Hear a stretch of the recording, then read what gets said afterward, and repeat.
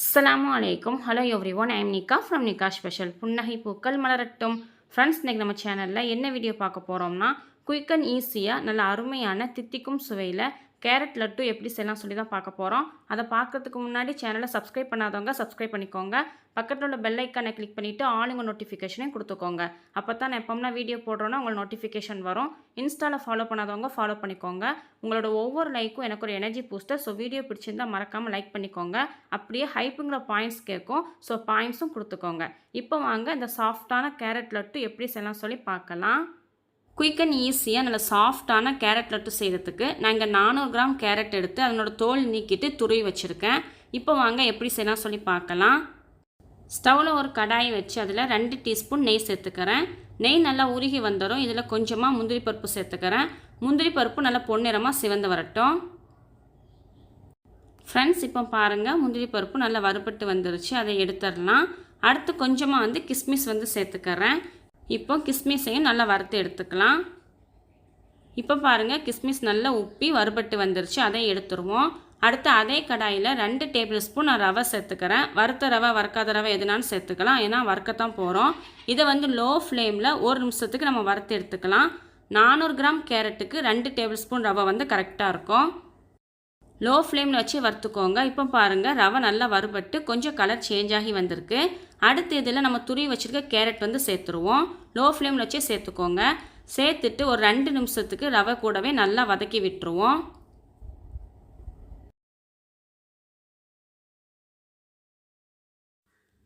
இப்போ கேரட் வதக்கிட்டு இருக்க டைமில் 1 டீஸ்பூன் அளவுக்கு நெய் சேர்த்துக்கலாம். நெய் சேர்த்துட்டு நல்லா வதக்கி விட்டுருவோம். இந்த மாதிரி ஒரு 2 நிமிஷத்துக்கு நல்லா வதக்கினதுக்கு அப்புறம் இதில் 1/2 கப் ஃப்ரெஷ்ஷாக துருவி வச்சுருக்க தேங்காய் சேர்த்துக்கிறேன். இது கிட்டத்தட்ட 4 டேபிள் ஸ்பூன் இருக்கும். 400 கிராம் நம்ம கேரட் எடுத்ததுக்கு 4 டேபிள் ஸ்பூன் அளவுக்கு தேங்காய் துருவல் சேர்த்துருக்கோம். இப்போ இதையும் கேரட்டோடு சேர்த்து நல்லா வதக்கி விட்டுருவோம். இந்த மாதிரி நல்லா வதங்கினதுக்கு அப்புறம் இப்போ இதில் ஒரு 1/2 டீஸ்பூன் அளவுக்கு நெய் சேர்த்துக்கலாம்.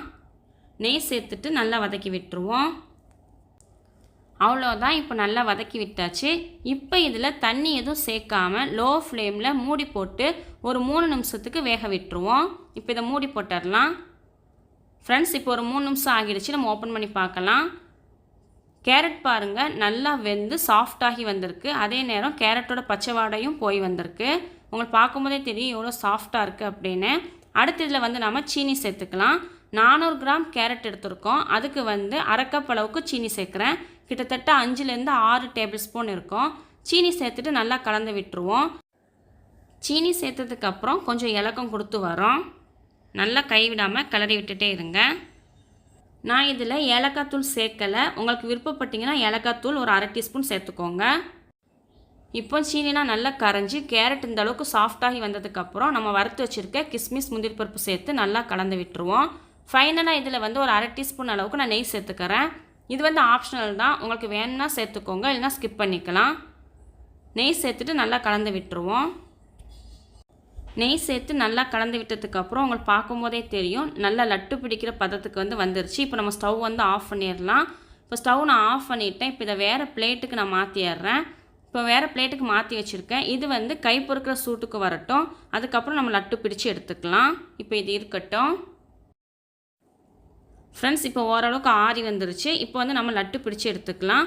உங்களுக்கு எந்த மாதிரி சைஸில் வேணுமோ, அதாவது பெருசாக வேணுமா சின்னதாக வேணுமான்னு சொல்லி பார்த்து நீங்கள் லட்டு பிடிச்சி எடுத்துக்கோங்க. நான் மீடியம் சைஸில் லட்டு பிடிச்சி எடுத்துக்கிறேன். அந்த முந்திரி பருப்பும் கிஸ்மிஸும் தெரிந்த மாதிரி லட்டு பிடிச்சி எடுத்துக்கோங்க. அப்போ தான் பார்க்கறதுக்கு சூப்பராக இருக்கும். குழந்தைங்களும் விரும்பி சாப்பிடுவாங்க. இந்த மாதிரி கையில் நல்லா உருட்டி உருட்டி வச்சு லட்டு பிடிச்சி எடுத்துக்கோங்க.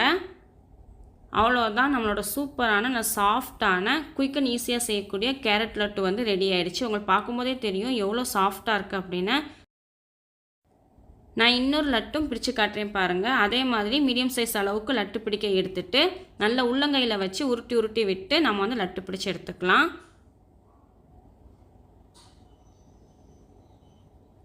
அவ்வளோதான், சூப்பராக லட்டு பிடிக்க வந்துருச்சு. நான் கையில் வச்சு உருட்டி எடுக்கும் போதே அவ்வளோ சாஃப்டாக இருக்குது.